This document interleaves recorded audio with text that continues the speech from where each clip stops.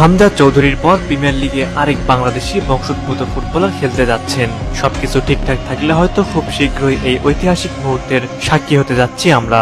বিশ্বের 1 নম্বর লিগ হলো ইপিএল অর্থাৎ ইংলিশ প্রিমিয়ার লিগ। সুতরাং সেই লিগে খেলা কতটা কঠিন সেটা আমরা সকলেই জানি। বাংলাদেশি ফুটবলারদের ইপিএল এ খেলা যেন এক প্রকার অপূরণীয় স্বপ্ন। তবে হামজাকে দিয়ে আমাদের সেই স্বপ্ন পূরণ হয়েছে।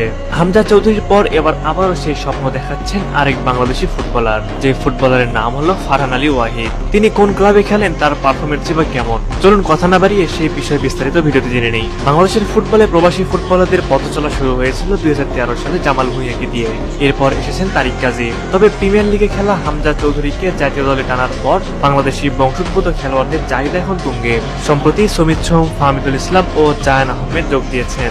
এবার কি তাহলে ফারহান আলী ওয়াহিদও যুক্ত হতে যাচ্ছেন সেই তালিকায়? বাংলাদেশি বংশোদ্ভূত এই লেফট উইঙ্গার সম্প্রতি প্রিমিয়ার লিগ ক্লাব ফুলহ্যামের সঙ্গে প্রথমবার পেশাদার চুক্তি করেছেন। ফারহান প্রথমে চেলসি থেকে ফুলহ্যামের অনূর্ধ্ব-13 দলে যোগ দেন। 18 বছর বয়সী এই উইঙ্গার গত মৌসুমে চোটের কারণে পুরোটা সময় খেলতে পারেননি। তবে ইনজুরি থেকে ফিরে অনূর্ধ্ব-18 দলে 20টি ম্যাচে 7 গোল ও 4টি অ্যাসিস্ট করেছেন। গত মৌসুমে ফারহান অনূর্ধ্ব-21 দলে অভিষিক্ত হন। প্রিমিয়ার লিগ ইন্টারন্যাশনাল কাপে পিএসভির বিপক্ষে 4-4 গোলের ড্রয়ের ম্যাচে বদলি হিসেবে নেমেও গোল করেন তিনি। ইংল্যান্ডে জন্ম নেওয়া ফারহানের বাবা মা দুজনেই বাংলাদেশি, তবে তাদের জন্ম ইংল্যান্ডে। এখন দেখার বিষয় 18 বছর বয়সী এই উইঙ্গারের পা বাংলাদেশে পড়ে কিনা।